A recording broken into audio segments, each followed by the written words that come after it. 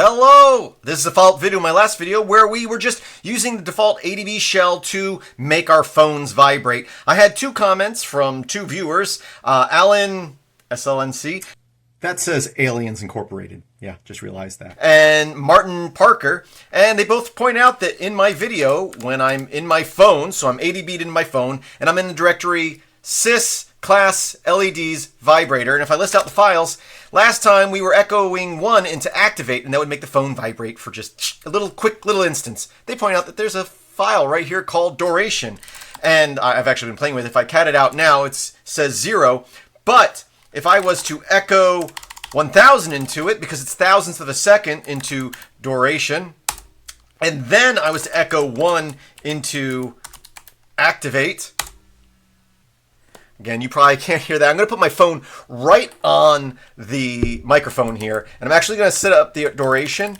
Instead of 1000, I'm going to set it to 5000, and then again, I'm just going to, sorry, I'm right on the microphone here, I'm going to activate.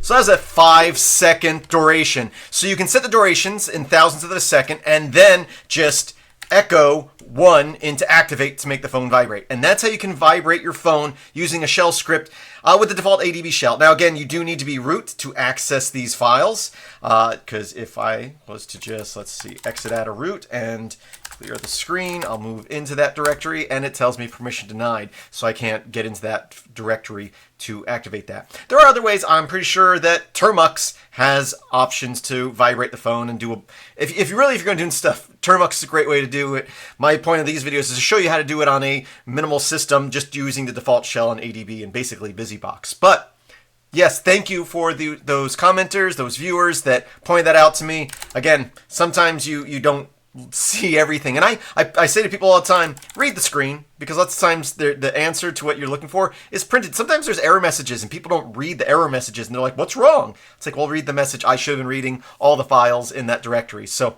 hope you learned something new today, and as always, visit filmsbykris.com, Chris with a K, link in the description. Thank you again to these two viewers. If you have something to say it below in the comments.